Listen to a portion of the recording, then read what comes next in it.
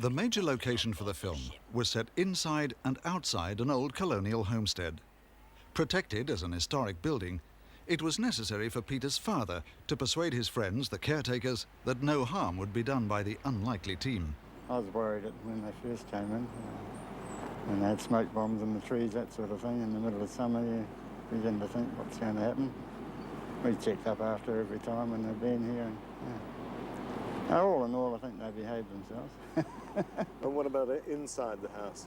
No, if they touched anything, they always put it back again. There was no worries. We thought that it was just 3 or 4 occasions, I told Mrs. Steele.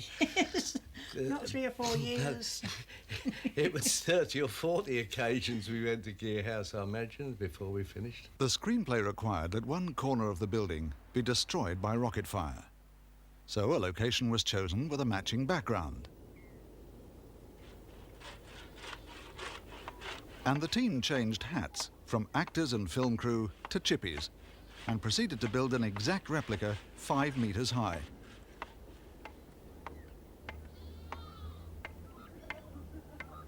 The corner to be demolished was designed to be broken away for a number of takes and reassembled to appear whole. Then came the first experiments with explosives. 3, 2, 1, fire. Oh, hell! Hell! Yep. The missile was tested on a line. 2, 1. The rocket was all right. The blast didn't do a great deal. 3, 2, 1, fire. In the finished film, the rocket did indeed travel on a fishing line.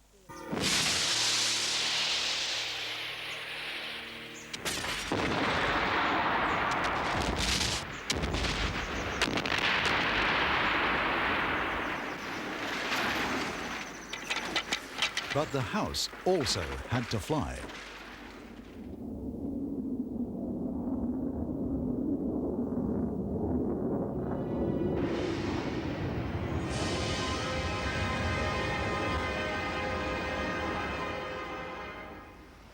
Another model was built, this time a metre square, and mounted on the camera crane instead of the camera, which remained fixed.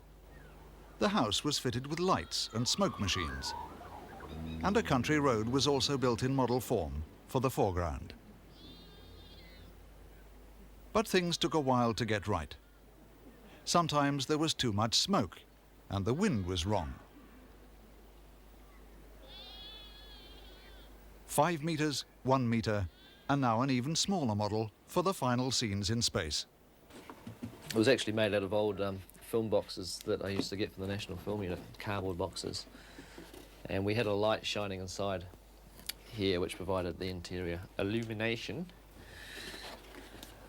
And this was sitting on a gramophone turntable, and we slowly spun it around. It's very lightweight.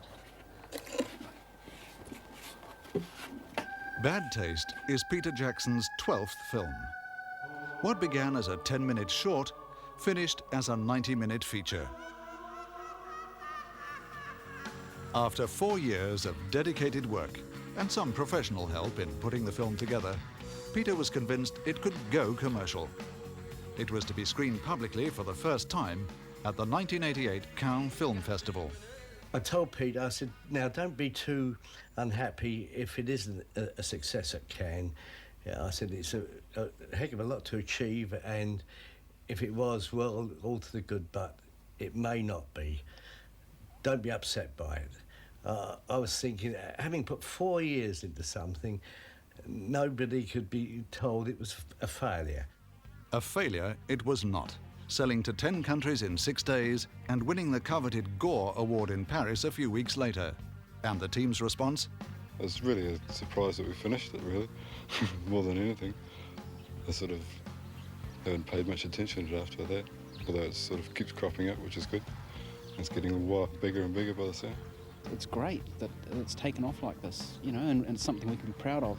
We've achieved something, you know, and it's so good that it's gone over so well overseas. You know, you didn't really expect it, and it's quite sort of overwhelming to know that, you know, you're actually being watched in a different country. happy. I'm really happy for Peter, because he deserves, everything that's humanity. To my mind, if people pay $7 to see a really polished Stanley Kubrick production, then they're not going to want to spend $7 to see a really sort of rough as guts Bad Taste. But I was wrong. People are quite happy to do that. Pete started it, I think, and everyone chipped in, put their own ideas in. I think that's why it worked so well, because everyone just had so many ideas and Pete had so many options to use. But Pete made it here. I didn't think it would be quite so gory as what it is. But then, as he said, there's a laugh with every drop of blood, Mum. There's laughs, so that he aimed at that. I mean, I know him very well, and he's always had a great sense of humour. And I think that's his forte, is humour. But somehow he's covered it with horror too. Black comedy.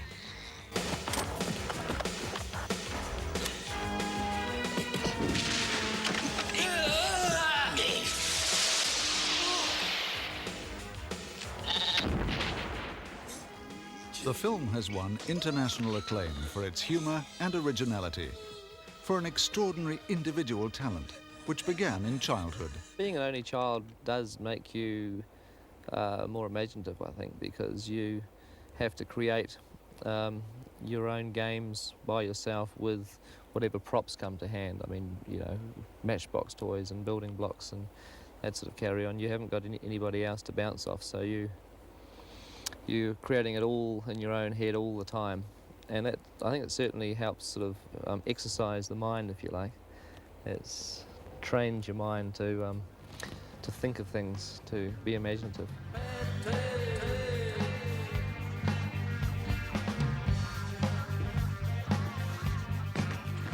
Bad Taste was made with great enthusiasm, but very little money. The world holds its breath for Peter Jackson's second feature and first fully professional film.